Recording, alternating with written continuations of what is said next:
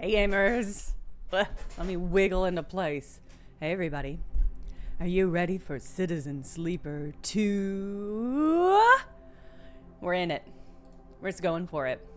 I'm really excited to play this game. I kept running into that thing that I get sometimes when I'm streaming a game where I'm like, I do just want to sit in an evening and play this game and zone out and have a good ass time. And then I'm like, no, I have to respect the sanctity of the live streams and wait until live stream. But now we're here, so I can do it. I have a little cinnamon roll. That's just as a side note from what you're about to see happen, which is me eating a cinnamon roll. It's really good to foreshadow on live streams. Oh.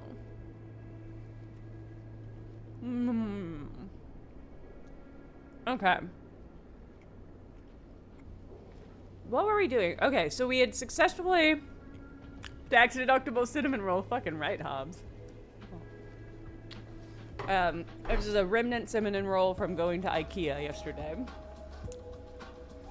And upgrading all my outdoor furniture. Because I used it so much last year, I was like, you know what? It's worth investing in some slightly higher quality outdoor furniture. Alright. So, on the last stream, we successfully incited a mutiny. Just a crazy thing that we did in this game that was fucking awesome. We incited a mutiny. They took over a rig. We helped a union take over a spaceship. No, a space station on a meteor that controls a bunch of water flow. Thus preventing ourselves from getting access to a mission that we probably should have done before we went out here, but which I can't regret not being able to do because I feel great about what we did. I also loved the Mutiny Union mission. I have a lot of thoughts on that. Okay. And so we did that, but then we had to leave. I think it put us back at... I think we're back at Wellspring. Right? Yeah, okay. Yeah, it didn't save after we left, but I repaired my dice. I got a couple glitch.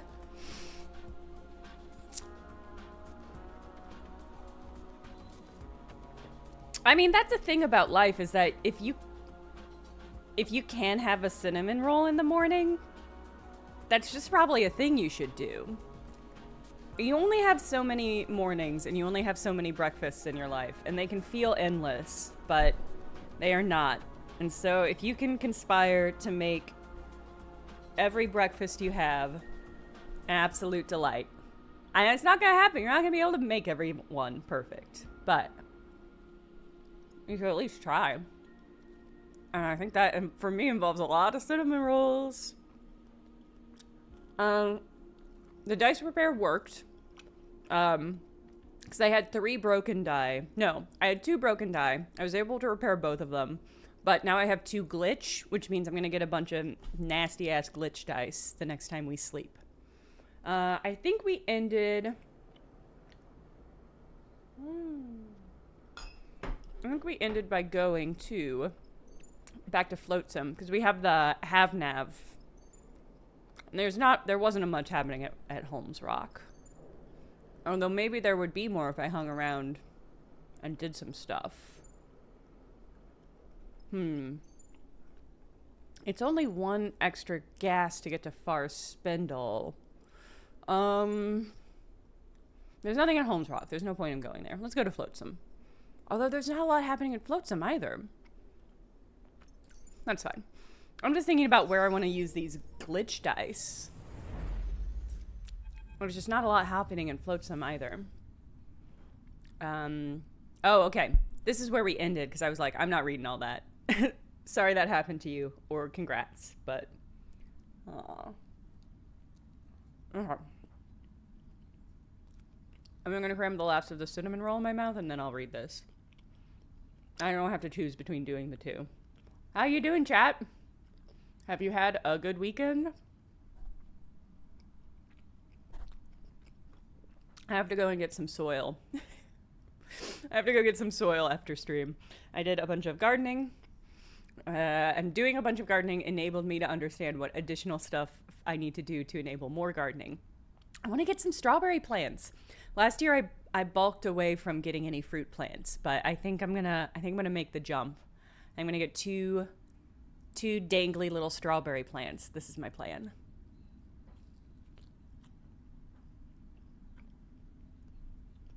Mozart Coach, thank you for the resubscribe. And Shark Knopfler, thank you for the resubscribe as well. I'm ready to move, Rip. I hope it goes well.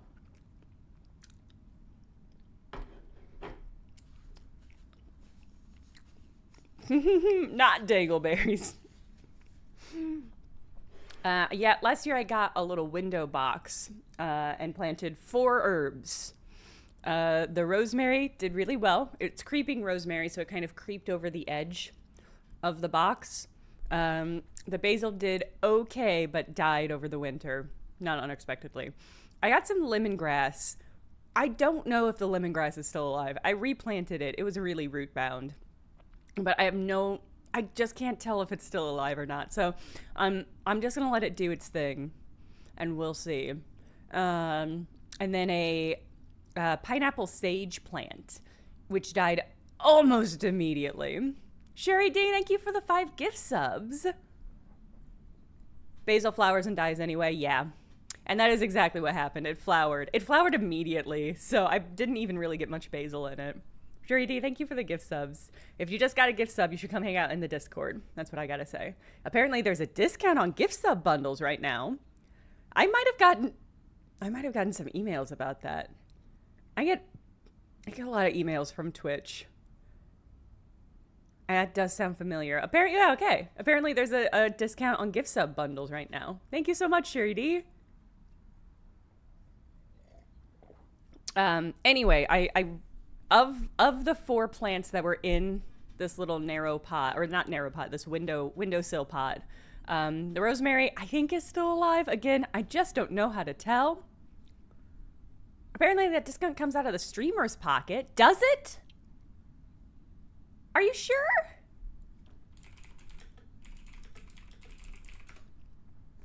Is this why I should be reading the emails Twitch sends me?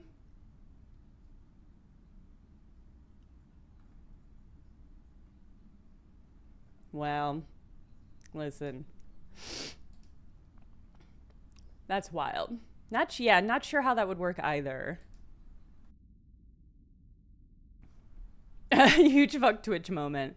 I'll double check that and let you know. I'll sort through all the emails from Twitch that I just automatically put away somewhere. Let me say this. If you don't follow me on TikTok, I am currently doing a monetization run on TikTok. Because I got on TikTok, once you hit 10,000 subs, you unlock a bunch of features in the app that are always there, but which you can't always access. But it's really useful things like being able to make a playlist. And let me see. And so that's great. That also unlocks monetization. So you can only get monetization after that point. The other thing is, hold on, let me find out, just give me a link. Here we go. The other thing is you have to have 100,000 views within 30 days to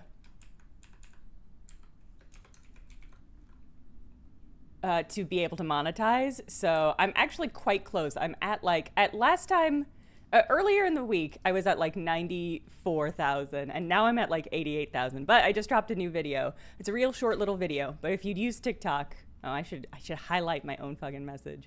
If you use TikTok, you should check it out and follow me there. It's just a good little video. It's very much a video where I was like, we're just gonna dump a ton of facts and hope that it pops off and that people enjoy just a bunch of facts about Tetris and why Tetris is called Tetris. Anyway, there it is. If you don't already follow me, you should follow me there. What I'll say is that about my TikTok presence is that it's mostly the same videos I post on YouTube, but I'm starting to lean towards posting more like review and demo review stuff on TikTok, because that sort of thing doesn't really match with my YouTube SEO, and everything about doing this work on the internet is frustrating. So the more like clean and focused your SEO on your channel can be on YouTube, the better. So that's what the split is. It's not a significant split, and I'm still going to post a lot of the stuff on both places, but it's a good place to get tinier little hit videos if you want. Okay, the rig glides safely through a debris cloud, and the cockpit empty apart from you and Seraphin. So, Sleeper, I've been thinking. Seraphin gives you a sly look over his shoulder. I've been thinking, I'm sick of running. Wow, we're not that far in the game for him to be sick of running. We didn't exactly choose it. Maybe that was true when we first got out, sure, but I think we've been choosing it since. You don't like this Cowboy Bebop thing we're doing, Seraphin? I mean, even if we want to keep going the way we have been, we're running out of belt. Beyond Wellspring, it's mostly rocks and emaciated scavengers, and, well, I'm a city boy at heart. But not only that, Seraphin meets your eye. We've been building something here, Sleeper. The crew, the ship. Hell, we just got this HasNav suite for free. He thumps the new unit on the top of the flight console. What I'm asking is, how do you feel about taking Lane on? Ooh. Ooh.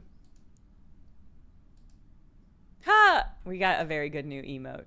We've got an emote that exactly replicates the face emote I just made for Twitch, which is really funny. Ooh. Wow, grass seeds? That's pretty awesome. That's really awesome. What I'm asking is, how do you feel about taking Lane on? You want to go to war with Utsubo? Not war, he smiles, but something else. We've seen what's been happening in Wellspring, what Tala's doing. Oh my god, are we gonna unionize the stations? Wait a minute. That's building a nation. I don't know if I'm on board with that. He shakes his head. Kirk isn't a fool, but he's onto something. Get on the inside, organize, undermine. That I can get on board with. Is this a game about how to unionize? Games are good, chat. I like the sound of that. I bet you do, Seraphin smiles. He's enjoying this. Just think about it, Sleeper. We find a way back into Darkside quietly. We make some connections. We start something running. He turns back to his console. It'd be one hell of a thing. Utsubo are ruthless. The way they run Darkside, there's got to be plenty of people fed up with them. And they've gotten worse under Lane. Worse since they pushed the other gangs out. Nightbot also says unionize. You smile and shake your head at how fast Seraphin can bounce back when he wants to. And as you do, you can't help but consider his plan. Look, maybe it's crazy, but we need a safe harbor either way. I've got a connection in the scatter yards. He'll tuck us away, keep us quiet from everyone. You see Seraphin has his coin in his hand and is turning it over between his fingers as he speaks. If we want, maybe he can help us get into Darkside. But even if we don't, it's a good place to rest up and make a plan. He turns back to the controls to deal with a rapid beep from the new HasNav unit. The scatter yards. You've heard of them. Our friend the delivery witch is there.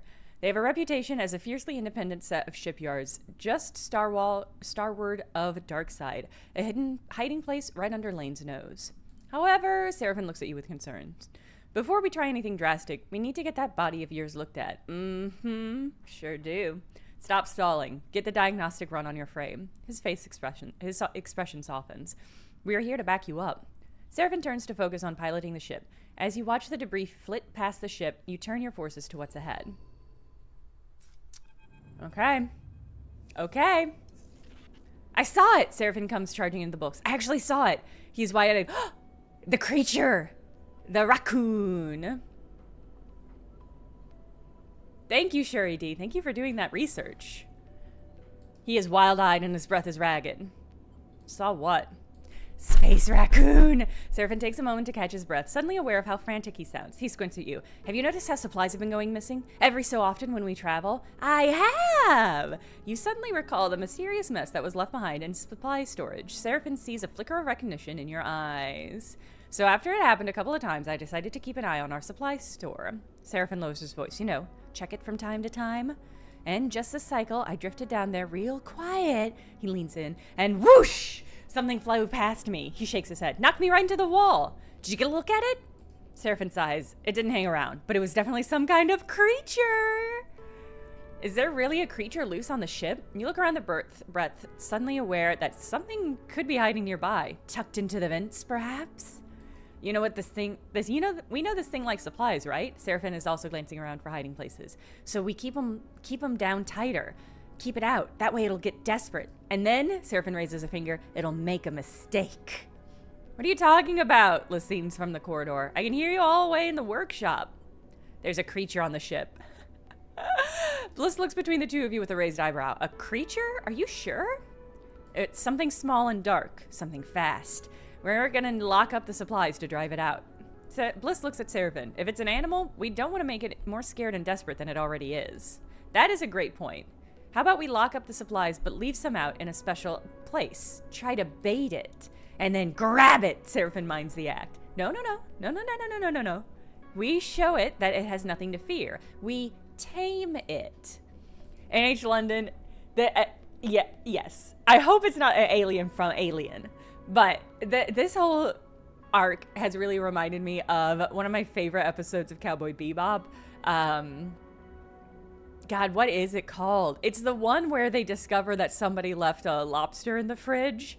And it's been like years and it's grown sentience and escaped from the fridge and is attacking people and like poisoning them. I love that episode because it is like the horror episode of Cowboy Bebop.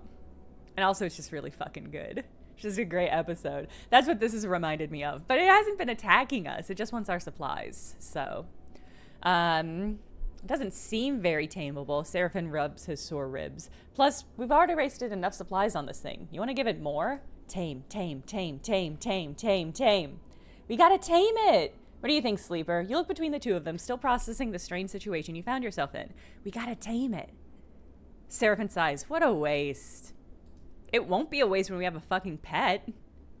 All right. You'll have to come down to the supply store every few cycles and put out some more food. That way it won't get desperate and do anything dangerous. And I'll lock the supplies up tight. Seraphin folds his arms. It won't get into them anymore. The plan sets, Bliss and Seraphin leave the breath while hiding in separate directions. You watch them go. It seems your ship has a stowaway. The question is, how will you deal with it? I will befriend the creature. Oh my god. It's you! A familiar voice echoes down the tunnel behind you. Ooh. It's a hot sibling. You turn in the passage to see Femi towering over you. He shakes his head. This just keeps getting better.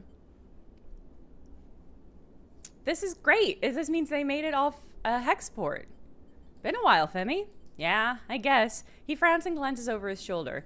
Remember Nia, that sister of mine you thought you'd take on a contract? Well, she's taken some inspiration from your little trip. You're welcome. You can see the anger burning in Femi's eyes, but there's a tiredness there too. He folds his arms across his broad chest. The symbol crash has been in repairs since we got out of Hexport, caught up in the whole mess. But they survived!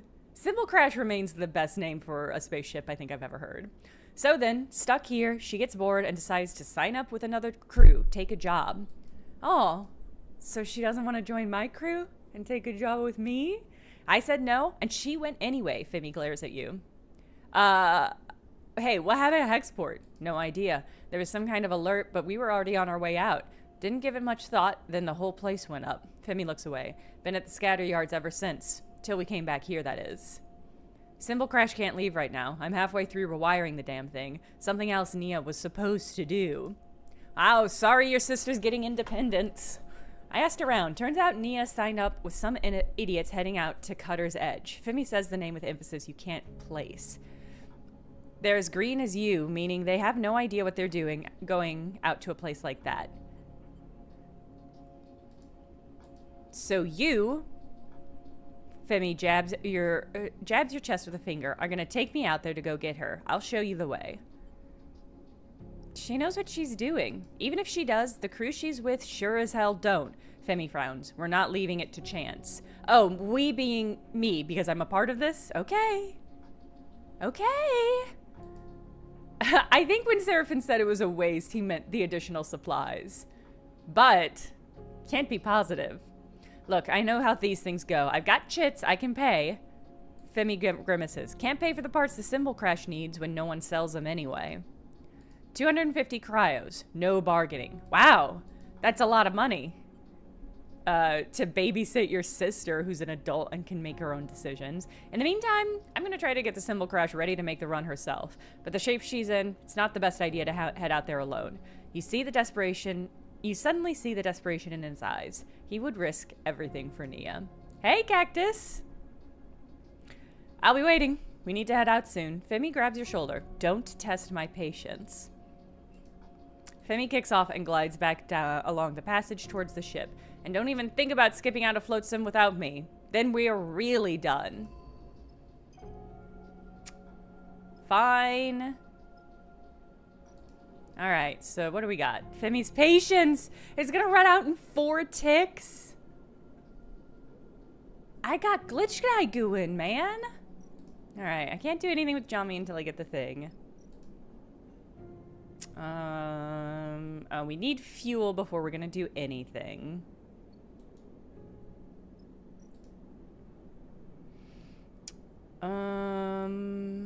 We can do some maintenance to get cash. The hydroponics ship. Here we go. And what kind of... Alright, so we need to diagnose our frame still. Ooh, bait or starve the stowaway. Oh, do I have to do something manually for that? Rig storage supply. Oh, okay. Boop. Okay. You put supplies into the special feeder. How long are you gonna need to keep doing this? We'll do it as long as we need to. Okay. I also wanted to change up... I guess... We're gonna stay here 1 tick. I would like to get rid of at least some of my glitch die. But there's also... it just simply isn't much to do here. Which is kind of interesting from a game mechanic, because it's like, okay... go to the scatter yards, meet Cadet at the scatter yards, help Femi. Okay. Diagnose frame. What are the rest of these? Minor? Major? Major. Okay. It's an interesting gameplay mechanic. Oh, we've got so many points. Shit, I didn't realize. Because I'm trying to think ahead about, like, where do I want to go that's going to have a lot to do that I can spend my glitch die on. And sadly, we're locked here because Femi will be pissed at us if we bail. Okay, so I could improve my engineering. I think I could get really good at interface, which is tempting. Hey, Collective!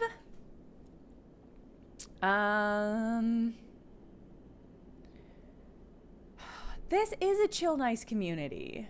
I agree, Cactus. I guess I'm biased, but I think it's a good community. Tempted to take a push, but with 5 points, we only have to do 1 minor thing to get another point. So I'm gonna...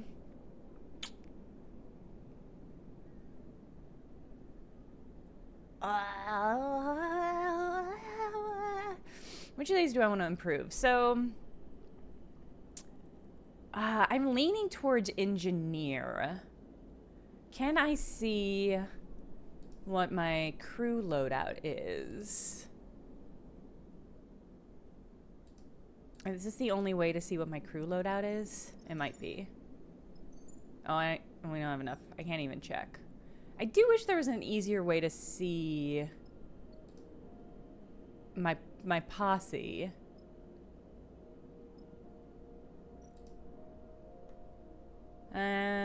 Don't need any real dice repair. Ooh. Oh! To increase the ship's range, the engine will need an overhaul. That means new components. Oh, okay. Well, we've got 5. We only need a couple more. Whoa, that's great news. Okay. Actually, I'm gonna use source supplies since we're using supplies on the space raccoon.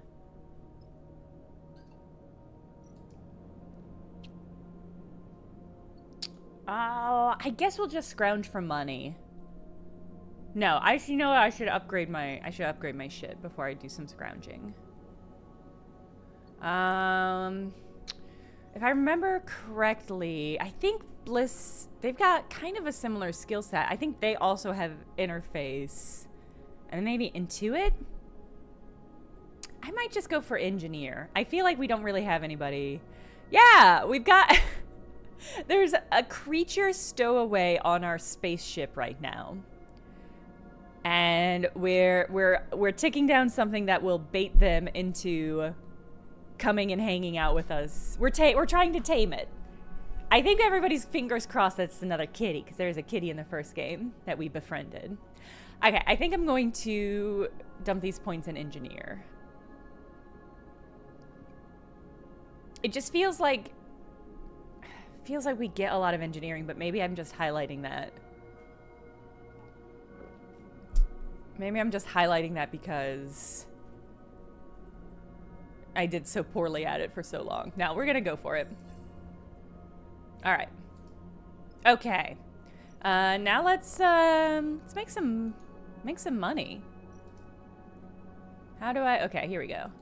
That's risky. I don't have to use the glitch die. Let's use our normal dice first. Ooh, nice. We got some scrap. Some scrap. Yeah, let's just keep this rolling. I mean, I think the worst that's gonna happen is that we're gonna lose some energy. Yeah, one energy. Not ideal, but it's totally fine.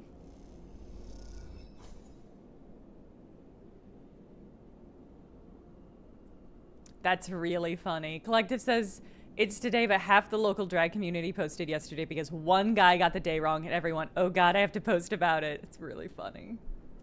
We've got some energy to spare. Let's literally roll these dice. Hey, and it was positive, man. Okay. All right. So we got a good chunk of change. We did get, oh no, we didn't get any supplies for this round. All right. Let's sleep it off. We'll have one more glitch die. I do want to get rid of that glitch die before we go out to help Nia. So, let's park it one more time. And then we'll... Okay, cool. We got a cargo. I guess, yeah, let's just, how's this doing? Okay. I don't need to... Every few cycles, you could leave out supplies for it. Okay.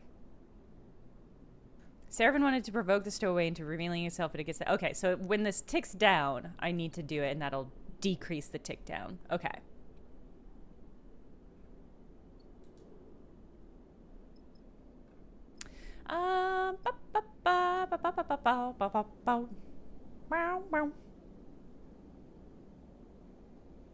Not gonna worry about 100 pounds. I guess, yeah, let's just do some more work, you know? That's not it.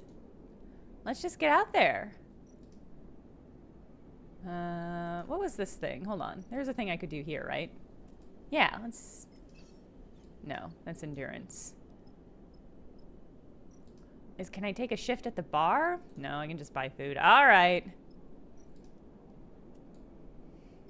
See, this is I think this is a weakness of this format, which is like I am sort of trapped here, but there's also just like not a lot of choices of stuff to do. Oh, am I gonna starve? No, okay. This one might starve me if it goes poorly though. Yeah, -1 energy, +8 cryo. All right, well, let's treat ourselves to a meal. Boop. Boop. Okay. Your own personal citizen sleepers in the Discord. It's Sandy. Perfection. Rieg. Okay. All right. Well, we could go. I mean, I've gotten rid of all my glitch dye. Yeah, actually, let's go. Let's go. Let's fuel up and head out. You fuel ship? Yeah, you fuel. You fuel. I should get one more cargo. Oh, I can just buy engine components here. I only need 3 more engine components. Do I want to spend $150 to upgrade? They are priced them highly. I might, when we get paid for this job, I might come back. Hey, Rory. That is an excellent defense.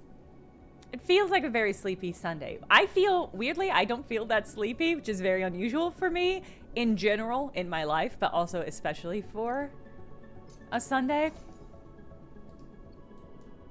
It's probably because I went to IKEA yesterday and I'm still all hopped up on that IKEA energy.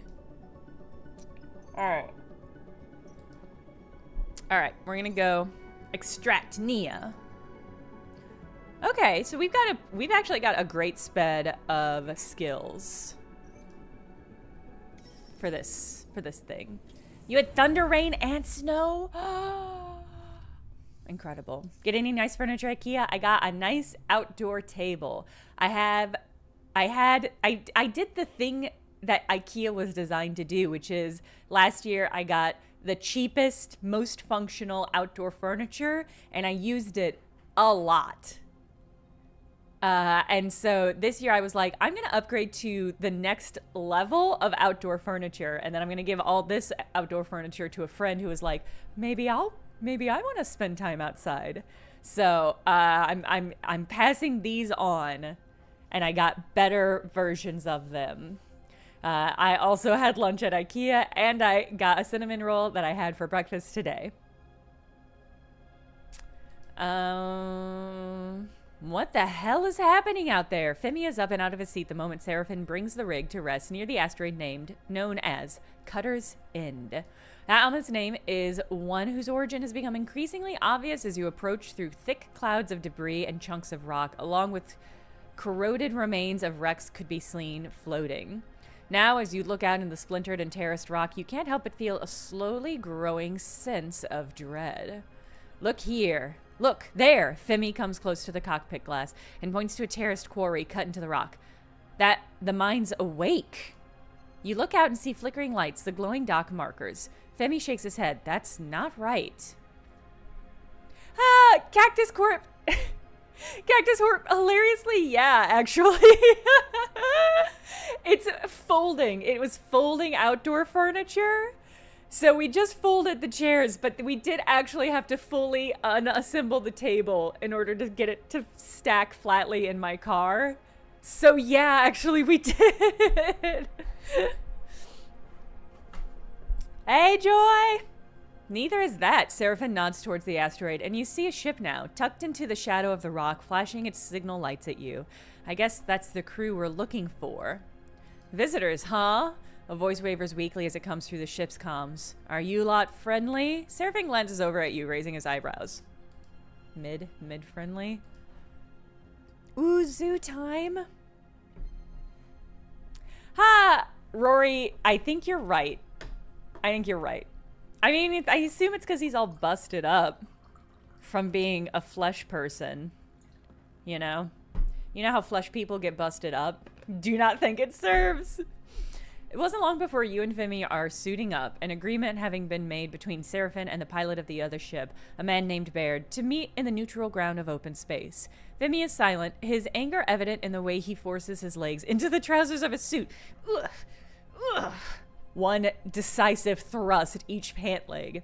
And then you're out, the vast shape of Cutter's Edge flickering with strange lights below you, and the pinprick of the pilot's suit lights slowly coming closer ahead. You two are a sight for sore eyes. You see a crooked grin from Baird, framed in the hard lines of his ramshackle spacesuit. Boy. If there's one adjective you don't want applied to you or anybody else's spacesuit, it is ramshackle. What brings you to the arsehole of the starward belt? His sharp eyes scan you and Femi, checking your suits and gear. What happened here? Baird's eyes flick to you, and you notice a familiar reaction cross his face, the acknowledgement that he recognizes you as a sleeper. You came all the way out here to ask a question like that? Baird glances between the two of you and then smiles his crooked smile. Are you two detectives or something? You brought a freelancer out here, Femi interrupts, his voice flat and direct over the comms channel. Nia, where is she? Baird pauses, considering his answer. Whole crew is down in the throat of that thing. He jerks a thumb towards the asteroid. You're welcome to wait. The tone of his voice suggests the opposite. But I'll have you know we look after our crew. So if you're here to settle a debt, I'm here to take her home, Femi cuts him off. And I'm not waiting. Thing is, big man, they're deep in the quarry on a tip-off. So unless you want to go chasing them around the dark maze of that place, you're shit out of luck. Who turned on the lights? Baird looks over at the flickering quarry as if he forgot it was there. He looks back at you. It was like that when we got here. He shrugs. That didn't concern you? Enough, Femi cuts in again. We both know Cutter's Edge has been dead as long as anyone can remember. And even then, it wasn't worth the risk to pick through those tunnels. Femi moves closer to Baird. That rock has claimed more crews than any other. Baird's smile fades. If you're going to be rude, I'm done talking. Who's to say you aren't trying to jump our claim? Forget this. Femi turns and heads back towards the ship. Man, there are a lot of hot-headed hunks in this game. Baird smiles at you. Big man seems touchy. He squints at the rig. He's gonna get you in trouble. Baird retreats to his ship, and you to yours. We need to go in. Femi is impatiently gathering tools and loading them into the airlock. Right now. What's Baird hiding? Who cares? These idiots clearly think they're onto something, and they are desperate to keep it to themselves. What matters is our ingress. Femi grabs a cutting torch on the rack. There's a borehole on this side of the rock could get us in under the radar. Or we dive down the main shaft. I'll leave the call to you. Bliss arrives in the airlock and stares at Femi's angry tool gathering. Let's keep cool heads, they glance at you. That rock looks dangerous enough, even when you're thinking straight. Femi ignores them. You get ready to depart, well aware that you're heading into a situation you don't quite understand. I have been following the Point Defiance Zoo baby tapir posting that they've been doing. It's so fucking cute. It's the cutest thing maybe I've ever seen in my life. It's so baby. And it's got such a snorfely little snout. Alright, we can map the borehole. Careful scans and sensor arrays. The borehole can be mapped, allowing you to plot a path to the interior. Borehole starts even-sided, but quickly bends and worms into the rock at strange angles. Navigation will be slow. I mean, these are both dangerous, but I'm obviously better at one. And Femi can do this one. We can spelunk. Or we can go into the central shaft. Looks to have collapsed on itself. Entry via this route will not be simple. Ooh, I mean, I do have +2 engineering now. And Bliss can do engineering. I mean, this one technically does hit all 3 of our skills.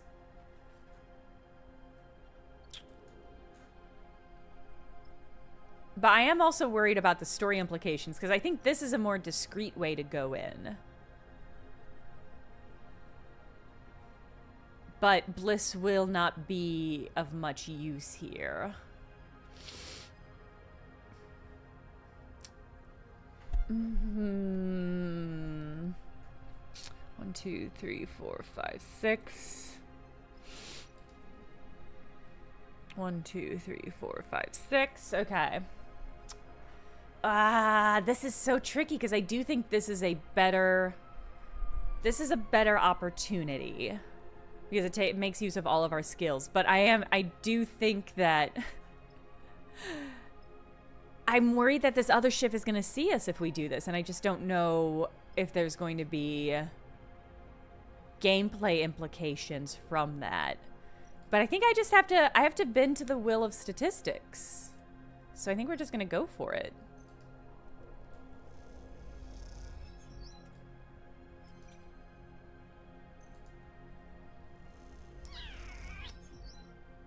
right. This will be...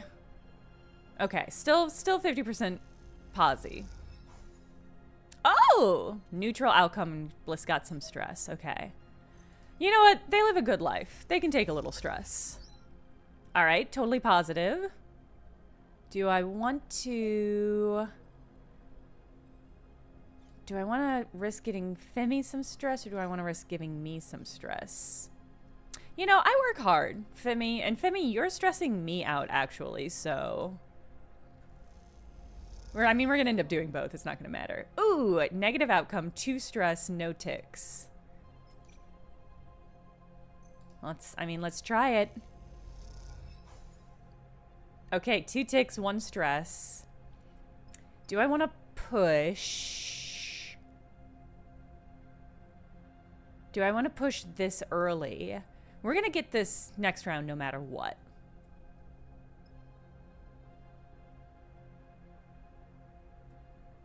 And if I push, I might break one of these dice. And it's really early. I mean, I kind of want to break one of these dice so that I can just get it repaired. But it's really early in this mission. But wait. All right. Worthless. Useless. But I could just go for it. I'm gonna go for it. Nice. Okay. All right. Great. Great. I've once again been rewarded for my hubris, chat. You've felt the rumbling growing as you descend into Cutter's Edge, but no one has wanted to bring attention to it. Now floating in a cavernous, rock-walled passage, it's impossible to ignore. There's something out there, Bliss's voice crackles over the comms. Something moving. You squint down the tunnel beyond the limits of your suit's lights. You swear you see something flicker there, in the unseen passage beyond. There's a strangeness to the mine, to its flashing lights and empty conveyors running on some residual power. From what Femi has told you, it wasn't always like this. Cutter's Edge has a fearsome reputation as a dark and deadly maze, a ripped open rock not worth the trouble of its corroded salvage. Now, in its moving maw, its automated systems give a new, faltering life, brought back to life for hundreds of cycles in the shadows. And one of the systems is rumbling through the dark ahead. It would be incredible if this was a giant kitty. We get 2 kitties. We get Baby Kitty and we get Panther. Let's keep it moving. Femi passes you in the passage. We don't need to wait. Take it slow, Femi. We're too far behind. We need to catch up. Femi glides ahead, the beam of his suit lights painting the rock walls of the cavern a pale gray. Femi's light reveal an intersection, another tunnel cutting across this one, offering 3 routes ahead. Suddenly, you're blinded by a wall of lights beyond the intersection. The rumble is everywhere, shaking dust and rock off the walls in dense clouds. Squinting into the light, you see a ring of lamps, and between them, the grinding maw of some terrible machine. It bears down on the crew, grinding through debris. Look for an escape? Ah!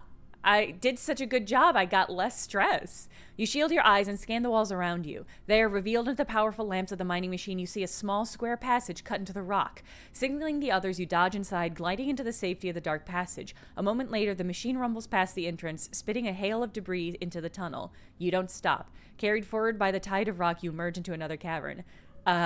Big labyrinth energy. Big labyrinth the cleaner energy. You good? Femi's voice is broken up by gasps of air. You turn to see him staring into the dark, shaking his head. What the hell were you thinking? Bliss breathing matches Femi's. It tried to eat us! We need to keep going. Femi is dusting off his chute. That mining machine must be keeping Nia's crew down here. We have to get past it. Keeping them down here, or your mind drifts to the worst option. Can any crew really hope to survive all of this? When they woke up this place, they woke up that machine. Femi starts to move down a passage. It's running an old program. It's not hunting us. It's not smart. Femi turns back to face you, his eyes ringed with fatigue and stress. We can beat it. You hope he's right. Okay, new location discovered. Tunnel complex. Okay. Force a path. The machine rumbles away in the dark, hunting you. You can choose to fight back and force your way through, or machine rumbles through the tunnel with blinding lights. Avoiding crossing its path will keep you safe. Damn! And this is the only... Okay, this is the only option forward. And we don't have pluses in either of these categories, which is fucking rough. I hope we roll well. Oh, and we have to keep the creature fed even though we're out. Oh my god! Even though we're out on a mission?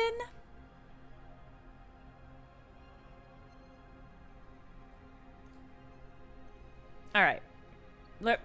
Remind me to hit that. God, I did not roll particularly well either. I guess, alright. We've got to tame it. I can't not tame it. Magtil, you're so right. It was, you know, it was unfair of me to bring this creature on this run. Alright. Okay. Okay, Femi. Alright, Femi. Ugh. God, I rolled so poorly. I mean, I'm gonna have to push. God damn it. Okay, that's better. It's better. It's not great. This is an intense mission. I was like, 250 is too much for this mission. You're a friend, Femi, even if you're being a dickball. Now I'm like, maybe we're not getting paid enough. Push it? I'm gonna salt and pepper would told me to keep going. All right, okay. Hey, you know what? We're doing fucking excellent. We're doing really good. We only have 2 more ticks to clear this out. Most of the missions have been kind of 2-stage missions, so we're just gonna hope that it remains that way. Push it real good. Moving by day and by night. Okay. Okay. All right. Okay. We all could have rolled better, but we rolled okay. That'll get us 2. Okay.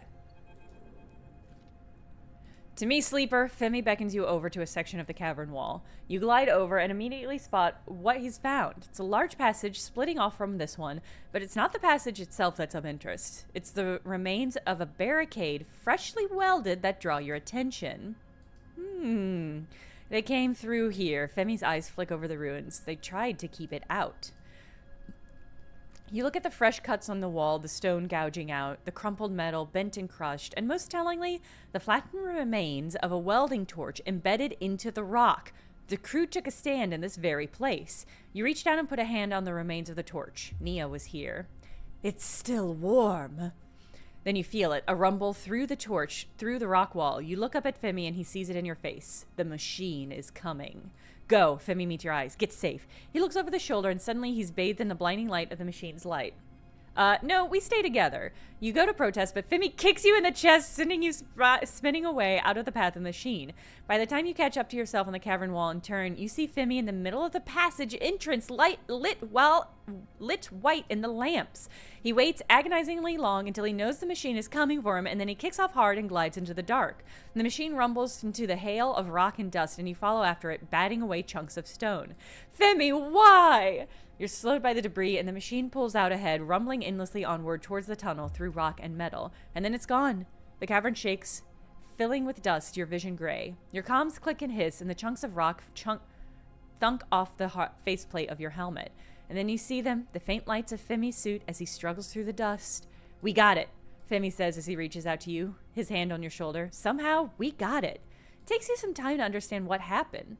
As the dust clears, you find yourself at the lip of a shaft filled with debris. This huge pit, thick with shards of rock, must have been a refuse pit for the mine, a place to pipe the tailings, the waste.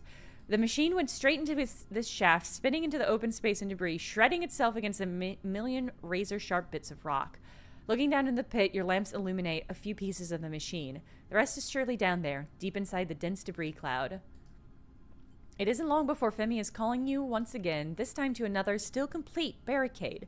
A barricade over the door to a machine room, sealed and secure. The last retreat of the crew you followed into this nightmare. Wow. They owe our asses so bad.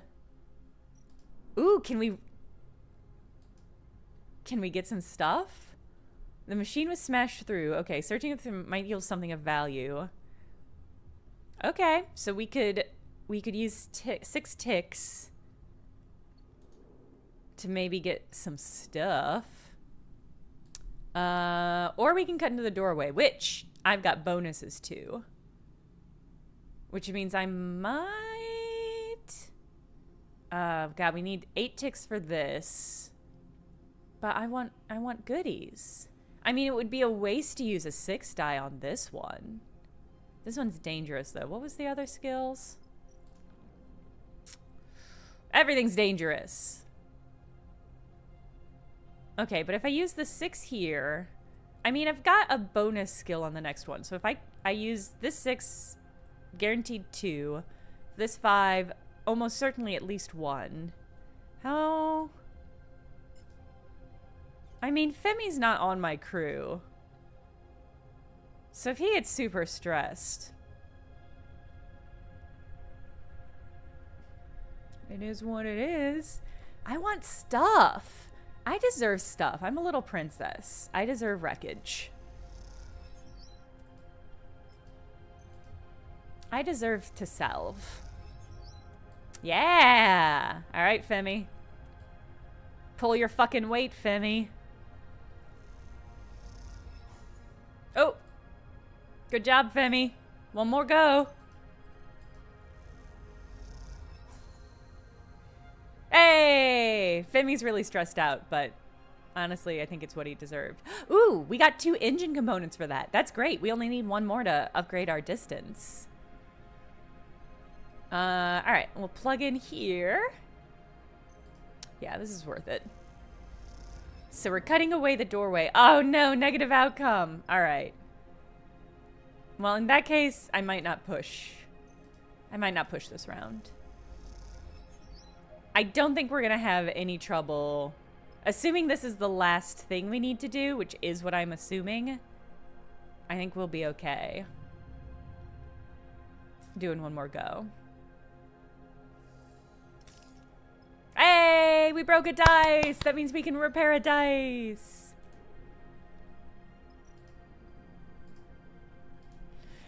If I had a spaceship in this world, I would name it Repair-a-Dice. And it would be a lowercase R-E, capital P, a dice. Here, I'll put it in the chat so you can see how clever this pun is.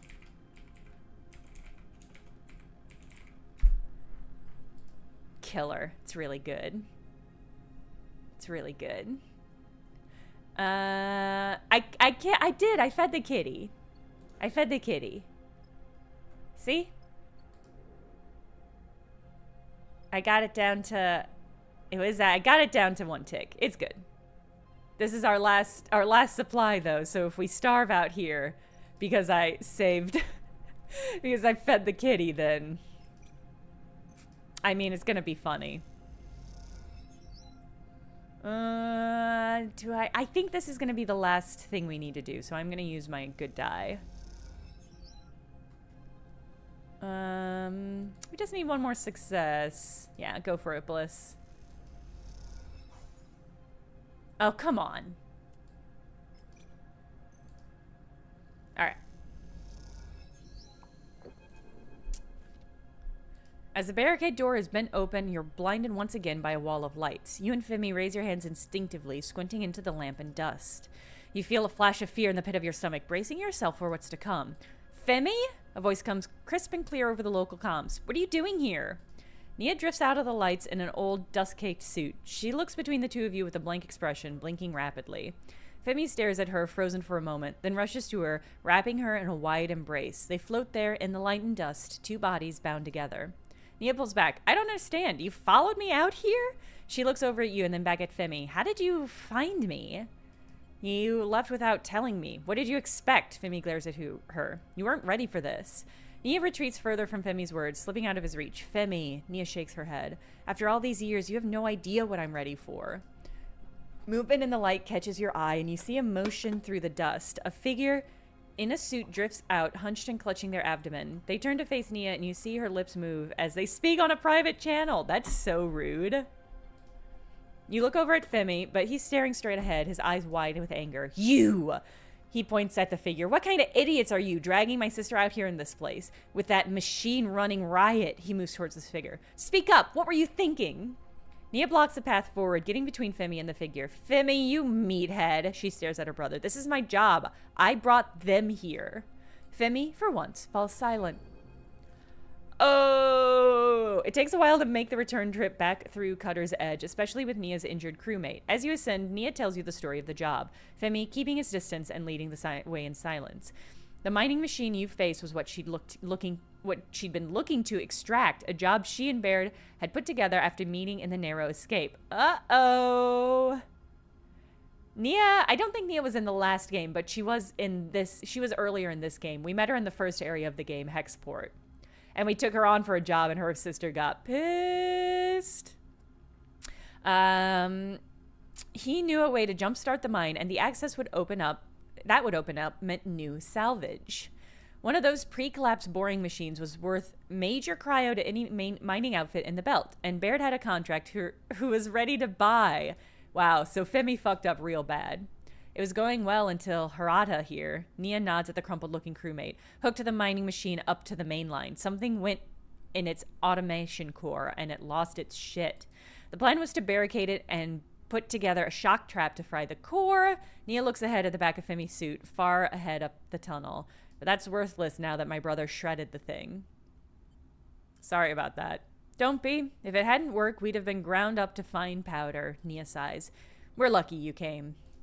As you move through the facility, you notice most of it dark now, the power of Baird's jumpstart fading away to nothing. Soon, this place will be a quiet ruin once more. You ascend up through the quarry and out into open space where Baird is waiting. Friend of yours? Baird shakes his head at Nia. Maybe you could have warned me they'd be coming. Not something I knew. She looks at Femi, who's broken off from the group and is headed for the rig. My brother doesn't tend to give anyone a warning. I'll take them from here. Baird puts an arm around Hirata to guide them back to the ship. Look, mate. Baird turns to you. No hard feelings. Thanks for getting them out. Even if you did screw up the job while you were at it. He grins a crooked grin. I guess that makes it square. Baird glides away towards his ship.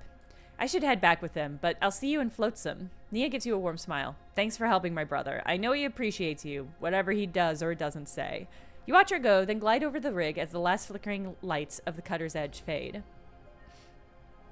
Yes! Okay, we got a second upgrade point. I think that's everything to do here, yeah. Because we already salvaged. So, let's go back. Well, you know, we're out here. Let me do this quick repair. Oh no, that's the upgrade. Let me repair this battery. Oh my god, it costs 2 now?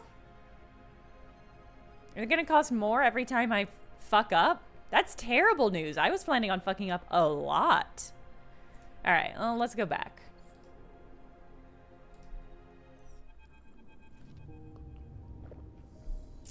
When you arrive back at Flotsam, Femi rushes out of the ship. The moment the docking tunnel is connected, he's off and out of the airlock and down the passage. You owe us cash, dickhead! Well, go after him then, Seraphin sighs, not looking up from his diagnostics. You find Femi in the passage between the docks, watching as Nia glides towards him.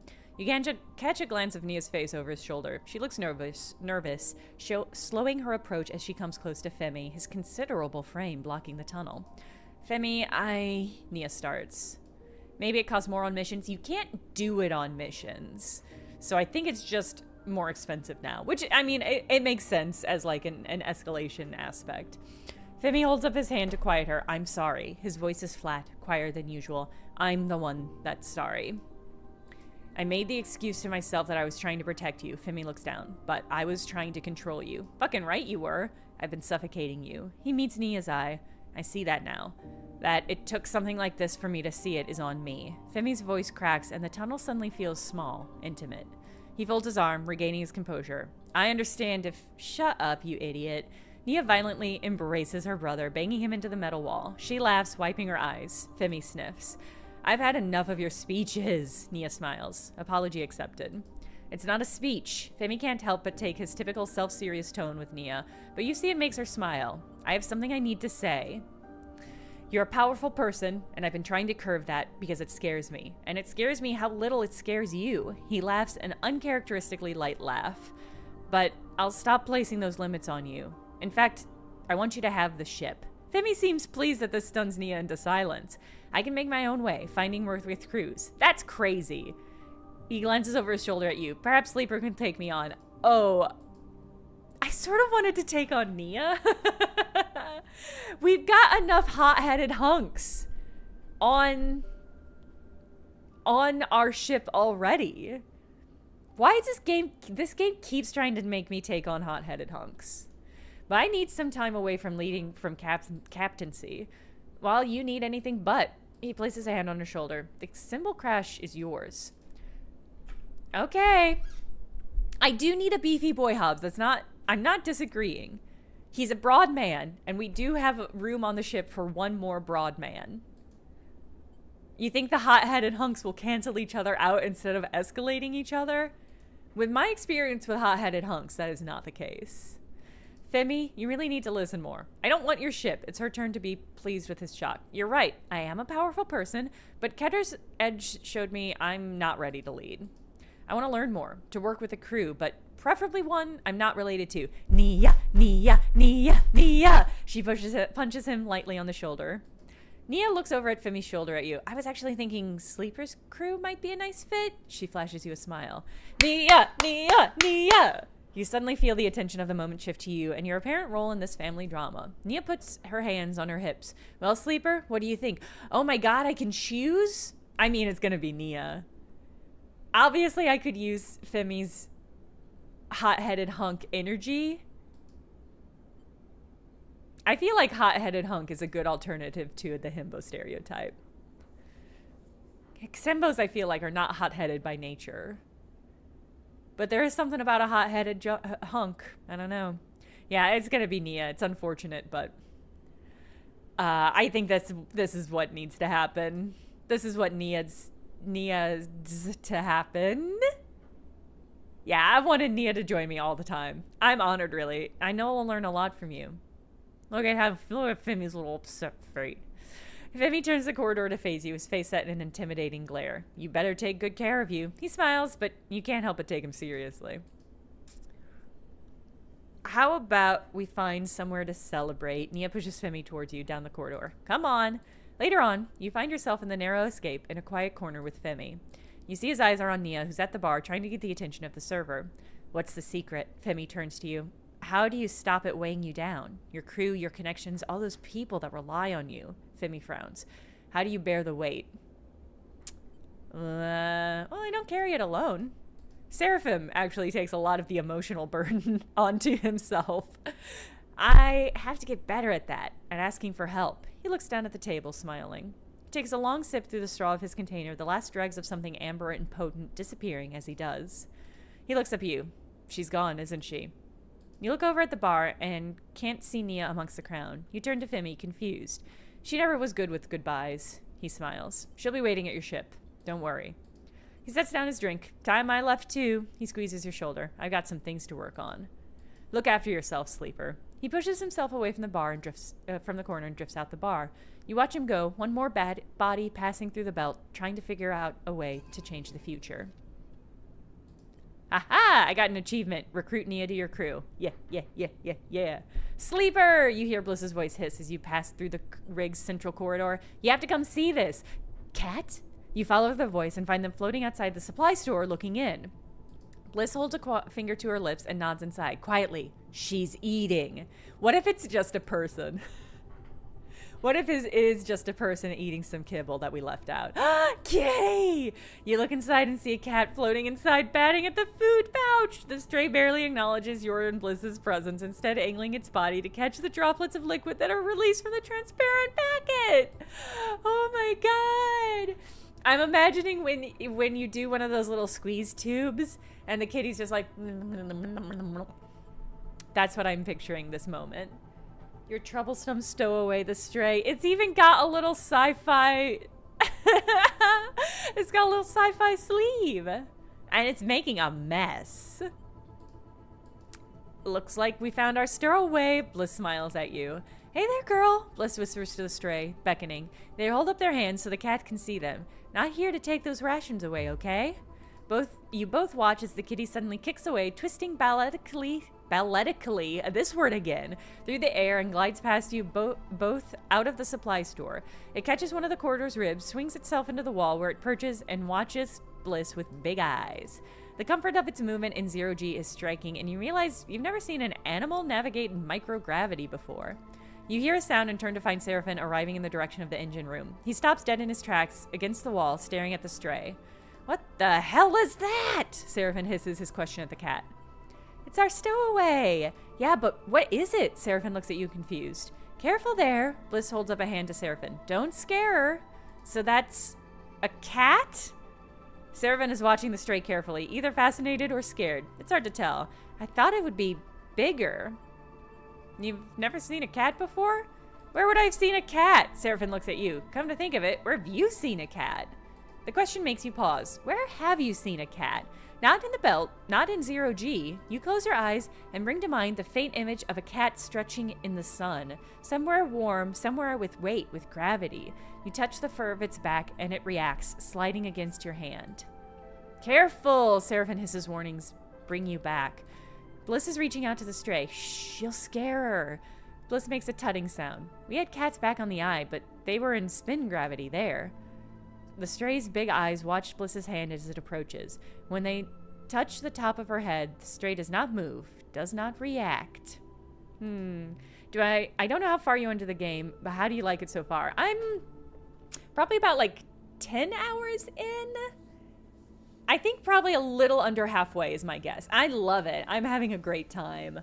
It is, I think, a mark of a good game that I live stream is when I really want to be playing the game when I'm not on live stream, and this game gives me those feelings. It really does capture the feeling of like the things that I really like about like a Cowboy Bebop or a Firefly, which is like this sort of like slice of life sci-fi spaceship sort of kind of vibe, kind of experience. And I don't think there's a lot of media that captures that, which is a shame because I quite like it and I wish there were more of it. Look at her leg. Bliss nods to the sleeve on the cat. She's been hurt before and taken care of. She's really scared. You see the cat is gently trembling with Bliss's touch, but slowly she settles and angles her head for Bliss to scratch her ear. The movement brings back the mysterious memory. What's its origin? Focusing on it makes your skin tremble, a shiver run up your arms. It's been breaking into our supplies. Seraphim has his arms folded and looking at Bliss. Now we've caught it. We should let it out. Where? Into space? Look at her. She's not going to do that again. Bliss's eyes meet the stray's. You aren't going to do that as long as we feed you, right? That may be true, but we can't risk it happening again. What if we'd been on a contract? Seraphim gives Bliss a reproachful look. We can't keep it. Seraphim, you're wrong. Bliss shakes her head. She's a stray. She needs a home. Right, Sleeper? Bliss looks at you. Yeah. I mean, she does belong to somebody, but how are we supposed to find out who? I mean, we're keeping her, obviously. We dump you before the cat. I mean, I wasn't going to say that. But yeah. Bliss smiles widely, unable to contain their excitement. You won't regret it. They look at Seraphim. Plus, the rig is already full of strays as it is.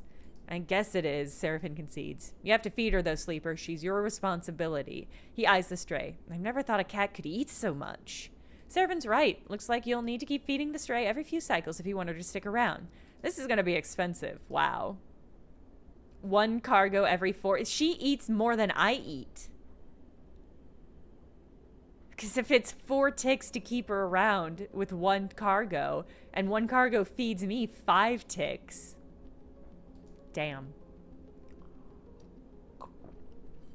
Trust me, cats are worth it. Seraphim reaches out sheepishly towards the stray. As he does, the cat playfully bats at his hand, then he moves it away. If you say so, he sighs. I'm not really used to animals. He watched as Bliss tries to get Seraphim to pet the stray properly, guiding his hands to its ears for a stretch and explaining how to approach her. As you do, the memory of that other cat runs through your mind. It feels like a raw wound, one that, if you touch it, will only bring pain. But you can't help but pick at it, knowing that it might contain some distant part of you. Yes! We got an achievement. Interspecies solidarity. Make a home for a stowaway. Space kitty! Alright. So recon dark side. Scatter yard, scatter yard. So it looks like, well, okay, no, we really should go to Hellion Gate. Alright, well, let's, first things first. Oh, okay. Now that we've... Oh, I don't see a tick. She is still a little nervous. Okay. I don't see an active tick, though. God, we got so much. We are so flush right now. All right, let's repair my dice, first of all.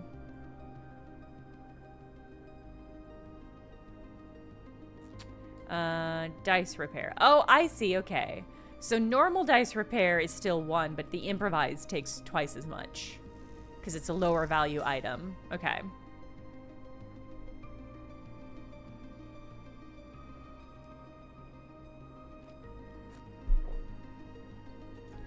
I feel like there's a chance a cat would cause less chaos in 0G. Here's what I'm picturing. There's a cat on a table. There's a cup on the table. The cat bat, knocks it off the table. Nothing happens. It gently floats away. Yeah, Glumper. Exactly. Exactly.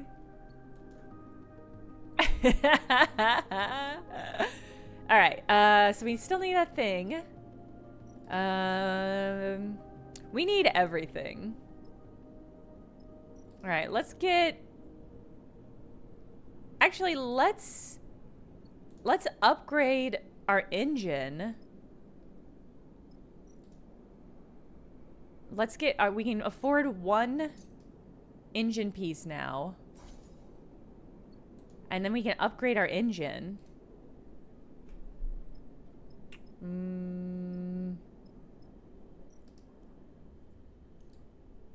Boop. And now we'll be able to go faster, which I assume is going to increase our fuel capacity. Yes, okay. Ah, but still only 5 cargo. Interesting. Okay. The engine is improved as much as you're able to. Dope. That collective, that is a great question. Is it emotionally satisfying to knock a cup off a table if it won't even give me a cool, fun smashing sound? Yeah. The litter box situation is... That is an interesting question. I am glad it's not up to me to figure that out. A kitty in motion will stay in motion until it grabs you with its claws, using you to change direction. That is a great point, Jay Dempson. Yeah, that's a good point. Also, it would be a lot harder to pet, because every pet that you would do would send them farther away. Whoop, whoop, whoop, whoop, whoop. Yeah, it would be tricky. It would be tricky. Would a cat have zoomies in space? How would a cat have zoomies in space? Bing, bing, bing, bing, bing, bing, bing. It would become like a pinball. It would just be like, it would just ricochet off the walls, I think. All right. Well, so we've got a couple more dice. So I might do a little bit more salvage before we head on. And I think we're gonna go to... I think we're gonna go to Hellion Gate. Because we need to go there. Oh, we could get to the scatter yards from here. Oh, that's tricky. I don't think we'll be able to get to scatter yards. Hold on. I'm holding a piece of paper up to my screen to see what we'd pass through. Yeah, we wouldn't be able to get to Hellion Gate. We wouldn't be able to get to scatter yards from Hellion Gate and vice versa.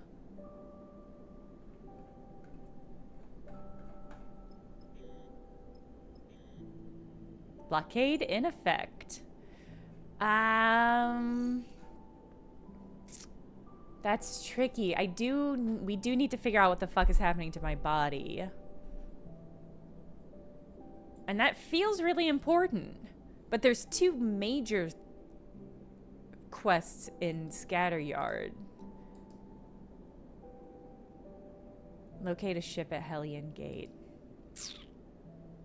I think we have to head to Hellion Gate. Madzalu, thank you for the resubscribe.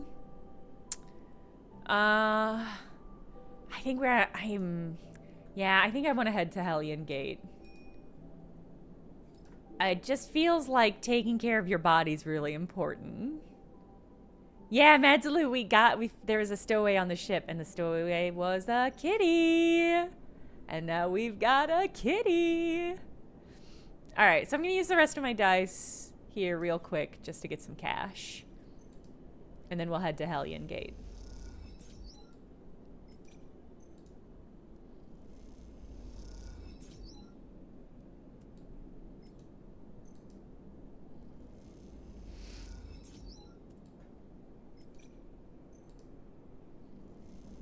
Phantom Flusher? That's really funny. All right. Then let's go ahead and buy up all our cargo. Yeah, full stock. I think fuel is kind of expensive here. I don't know if I'll go full. Oh no, fuel is actually pretty cheap. I think it might be slightly more expensive than other places, but it's still pretty good. It's worth it. It's worth it to be fully fueled. All right, we're going to go to Hellion.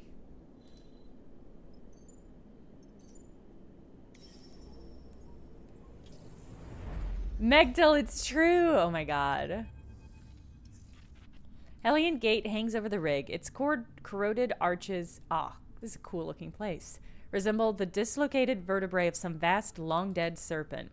That's one big, ugly scrap pile, Seraphin whistles from the pilot seat. Solheim didn't like to build them small. A monument to hubris. Seraphin shoots a sideways glance. Feeling poetic, sleeper? Yeah. Gotta be big if you want to fit every ship that visits the system through it. Bliss cuts in from the back of the cockpit. Impressive, really, building something so massive out here. Solheim like to impress visitors, sure. Seraphin leans forward, looking for the best place to enter the structure. But they also like to scan entire ships and impound those that didn't enter through the gate. Seraphin catches your eye, looking for some agreement. Not the most admirable qualities. Solheim was a curse on this system. Better off without him, that's for sure. I agree, but without him, the system would just be two gas giants on a lot of rock. No harm in recognizing it. Actually, Bliss, you do not have to give them props.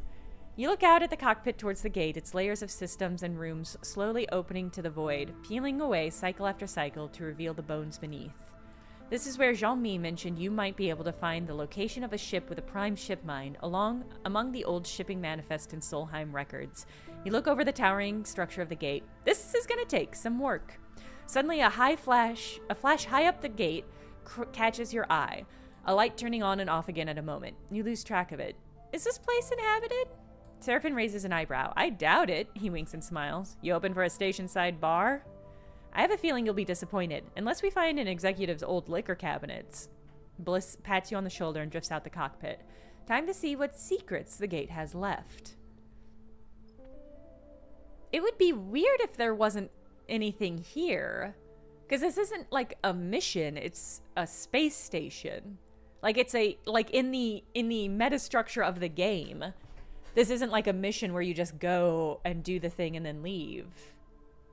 It's like a real place. All right. Can explore the corridors or scan the hall.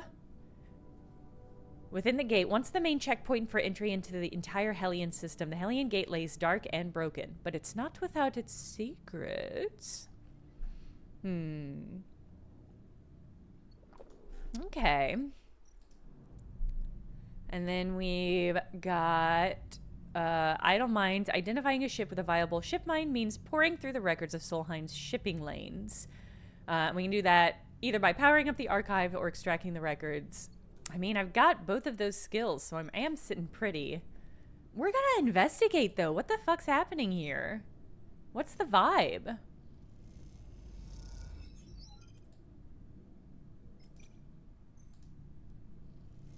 I have to know what's happening. Ooh, new location discovered. Seized cargo, dope.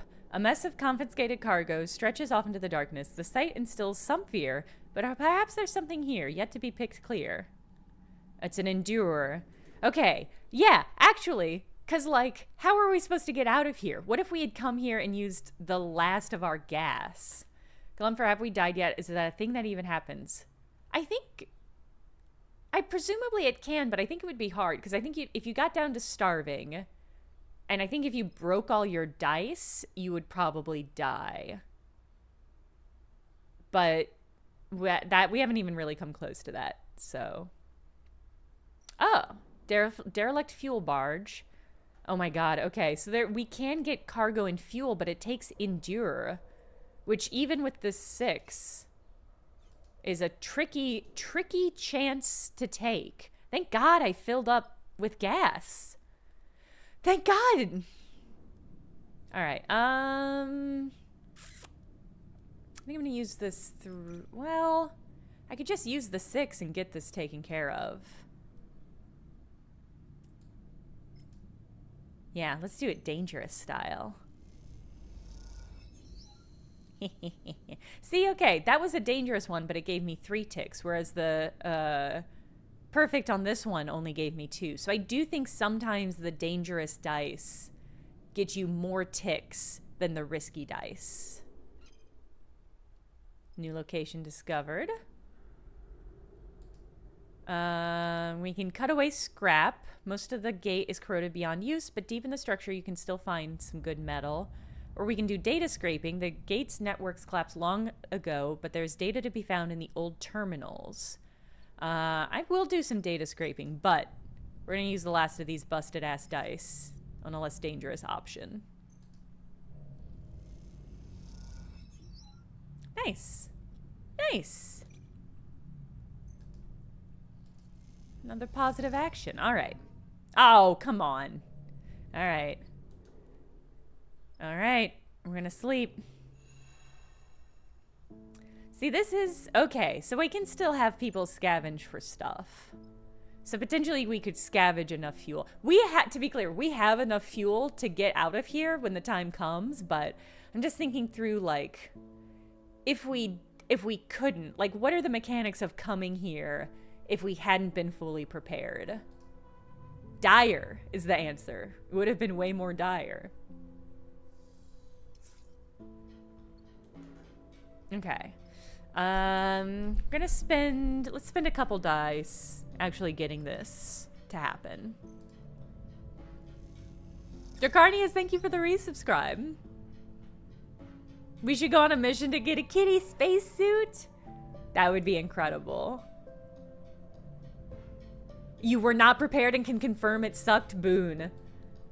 That's rough. It does feel like maybe the game should warn you a little bit. Because it's like, the characters knew this was a wreck. I don't think I knew that it was like an empty space station. And especially since the fact that getting both cargo and fuel relies exclusively on the endure trait, as somebody who took the thing where I literally cannot get any points in endure, it does feel like it's hard. It's hard is what I'll say. Okay, maybe this last dice too? Yeah, let's risk it. Actually, I might just use all my dice on this. 'Cause the other thing I want to unlock, not that one. Yeah, the other thing I want to unlock is dangerous, so if I whiff, it's bad news. This one's just risky. I'll lose some energy, but that's okay.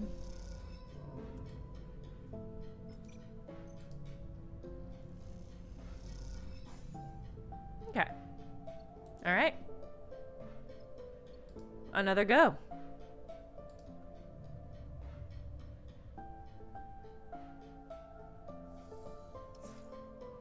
Oh, nice. See, okay.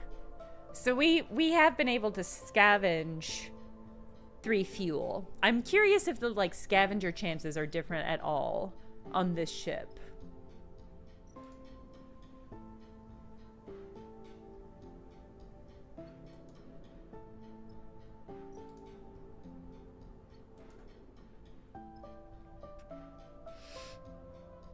No, but I played the demo of Am I Nima. I played it. I enjoyed it. I'm looking forward to the game dropping. Okay, let's... How many left? We have 4 left on this one. But I've got these beautiful 6 dice. Maybe I'll use that on... No, I mean, we should do the thing we came here to do. I do think I'll get an extra tick for this. Yeah, see? 3 ticks. Alright, we just need 1 more tick. Oh, fuck you. Alright. I don't want to take any damage. I'm gonna sneak away and have a bite to eat. Did I play the time looping detective demo? Is the game just called Time Looping Detective? Have I played a game called Forest Secrets? Not a big game, and I always try to shout it out. I've not heard of this. Forest Secrets game.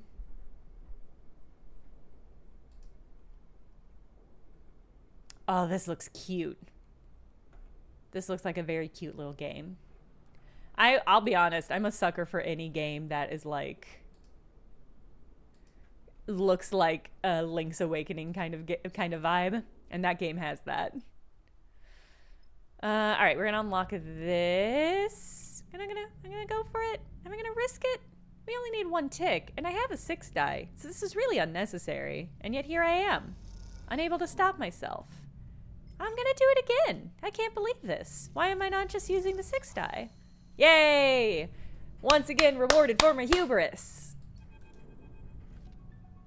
In the dark and airless void of the archives, something flickers. You've been working in the dark, picking through the guts of corroded machines, skimming the data in their corrupt memories, digging through a graveyard in search of ghosts. But now, with another flicker, the place begins to come back to life.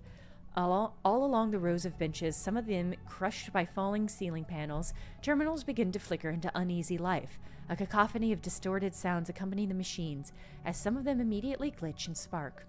Did you do this? You stand frozen as the archive glitters around you with a million shipping entries. The stream of information is overwhelming. Node graphs drawing out routes and inventories, tracing a web around you in pale cyan. Suddenly, they all shut off, the terminals blinking out together, leaving a signal translucent screen glowing softly in the dim room. And in that dim room, drifting towards you in the dark, you see a figure. Is this what you're looking for? The voice crackles aggressively through your suit's local comms. Who are you? Sleeper? Is that you? Junie? You hear Junie's voice now, tense and unsure. She stops beside the single online terminal, her suit form lit in pale light. Junie! You hear the smile in her voice. Good to see you again. She pauses and glances around, though the venue is a little unexpected. Junie is a child we rescued off Hexport before it blew up. Yeah, she lied to us about a job, and then we sided with her rather than some other dude. What are you doing here? I'm searching through these archives too, although slightly less forcefully than you. We temporarily made her a murderer, and then we undid making her a murderer, which makes us kind of like an angel if you think about it. I did have this whole speech prepared for whatever salvager was ripping through these archives so messily, not to mention aggressively. But now that I know it was you, well, I'm just glad to see you. Aww. Although you really need to be more careful. You could have taken the entire archive down the way you were doing it. These machines are decades old. You can't just rifle through them like they are a scrap pile. I saw the pattern of your queries. A prime shipmind-equipped ship. Still operating at the collapse, last location in the region around Hellion Gate. You can feel how pleased she is with herself from here. Is that about right? Nicely done. She nods. Would you expect anything else? Aw, Junie.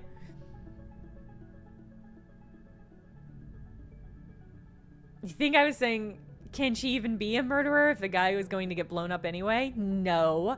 I reversed time to make her not a murderer. And that makes me an angel because I think angels stop bad things from happening? No, Hobbs. No. You don't think an angel would save scum to save somebody's life? You don't think an angel would save scum? That's why I did the hard work for you. Junie beckons you over to the lone lit-up terminal. You drift over and see a single point, a faded transit trail beside it, sunward from the Hellion Gate. Junie, how the fuck did you get here? How were you gonna leave? Junie, what are you doing here? Something like this, maybe? She smiles and steps aside so you can see the screen. You check the info pane beside the map. Ship mind in use, abandoned by all hands after the collapse, tantalizingly in reach. What can I say? Try, thank you, Junie. But Junie turns, and in the glow of the terminal meets your eye with complete seriousness. The question is, what do you want for it? Sorry, what do you want it for? That's a much different question. Explain about your body. You tell her what Jean-Mi told you about your shifting body transforming by some unknown influence, about the need for a prime ship mind to house your emulated mind while he runs a diagnostic process. She's silent for a moment, unsure how to respond. I'm sorry, Sleeper, but I think I can help you. I want to come with you. Junie gives you a strong look. Do you know how often someone gets out to one of these old Solheim wrecks? They're more trouble than they're worth. But contained inside, there's an entire history to uncover. Uncover and take, you mean? This isn't like that last time, I promise. I have no interest in the ship mine, but everything else? It's too big a chance to pass up. You can't take my backup brain, Junie. I need it.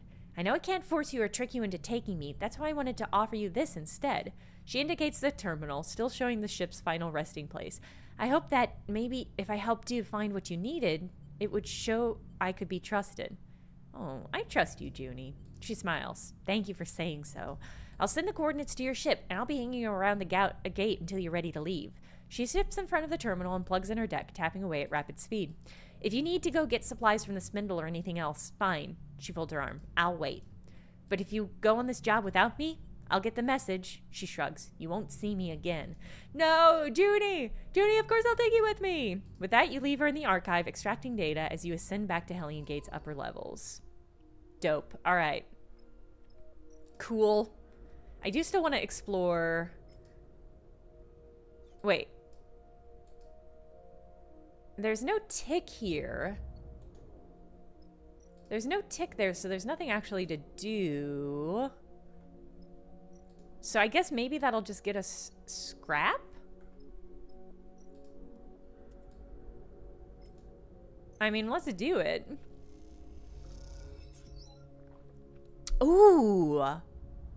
Oh, that got us a Solheim data. We haven't gotten that anywhere else. Okay. Okay. Okay. That's interesting.